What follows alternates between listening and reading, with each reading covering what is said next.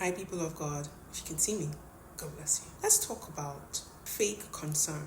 We'll look at it psychologically and spiritually and the agenda behind it. Psychologically, fake concern looks like care, but it really serves another purpose. So some of the underlying motives to fake concern will be: 1, projection.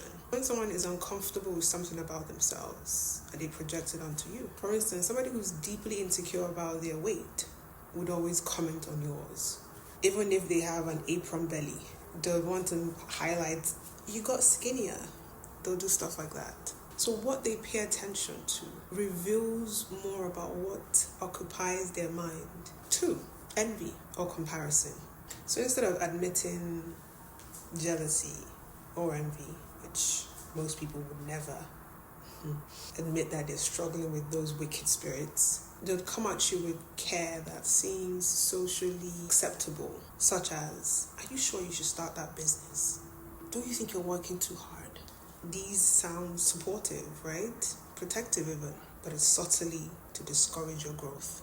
3, for control. Yes. So that concern, that care, that protection becomes a way of controlling or influencing people's choices. I'm only saying it because I'm worried about you. I'm only saying it because I care. If I don't, I won't say anything. The goal isn't about your well-being. It is about preserving the influence they have over you, the control. It's witchcraft. 5, to maintain the status quo of your relationship or the dynamic of your relationship. So, for instance, if you are healing, you're successful now, you've gained confidence, you're doing well, and if you've always been the insecure one in the family, in the friend group, whatever, your success, your confidence, whatever it may be, can threaten the dynamic of the group, of the relationship, even if it's a partnership. So they consciously or unconsciously seek to pull you back down to where they feel comfortable having you. It's also passive-aggressive. Yes, a lot of covert narcissists do this. When they're very malignant, they're very weak. So the only way they can do it is through deception, false care, false protection. So instead of openly criticizing somebody, they disguise it as compassion. Are you okay? You look tired. That's a jab at your confidence, at your looks. You seem different lately. Again, did you gain weight? Repeated enough, these things can make you start to question yourself. Spiritually, you're dealing with a demonic stronghold. Yes, a very strong spiritual wicked presence.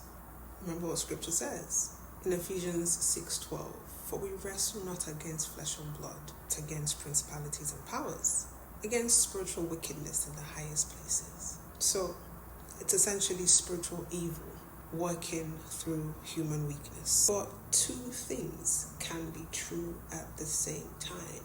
1, we are all responsible for our own choices.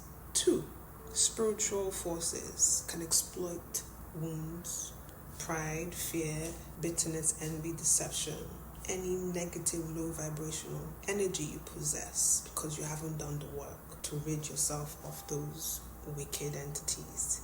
They latch on. So that fake concern becomes that vehicle to project these things onto others, to project discouragement onto people, to project fear onto people, to project shame, confusion, division, isolation on people. And remember, the devil is so sly and sneaky, very deceptive. He may not tempt you with obvious evil, because if it comes to you as evil already, then what's the point? You'd run away. You'd know this is evil. So what does he do? He comes through subtle questions. Just like he did Eve, did God really say? Same energy. The devil even tried to use Peter as well. When Jesus was telling him how he was going to be crucified, beaten, abandoned, battered, bruised, and Peter couldn't fathom. It was coming from someone who genuinely loved him, but it opposed God's mission. And Jesus Christ rebuked him. Get thee behind me, Satan. The devil will use fear, any low vibrational wound, to fulfill his assignment. So what's the agenda with fake concern, I hear you ask? As I've already hinted, number 1 would be to create self-doubt. the agenda is to erode your confidence in yourself, in your purpose, in your mission, in your goals. It's to derail you. 2, to distract you from your purpose. Because when you don't have confidence, how can you move in the direction you're supposed to move? So every minute you spend defending yourself is another minute wasted, not doing what God has called you to do or build. To isolate you. Isolation is one of the most effective forms of control. So if they come at you with fake concerns, your friends don't understand you, they're trying to discourage you, your friends are bad for you, don't tell anyone about your problems, don't tell anyone about our problems. A healthy person would encourage wise relationships. Controlling people, they discourage it.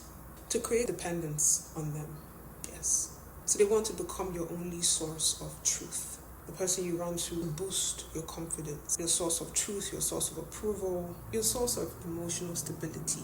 And when you fall into that, when you buy into that, or you catch the bait, then manipulation is easier. Therefore, the truth is, sometimes loving people say hard things. So how to help you tell the difference? Be wise to ask yourself this question after talking to the individual. Do I consistently feel clearer, more empowered, or more confused, anxious, ashamed, dependent, or disoriented? That would help you come to a conclusion. So the difference would be the fruit that it produces in you.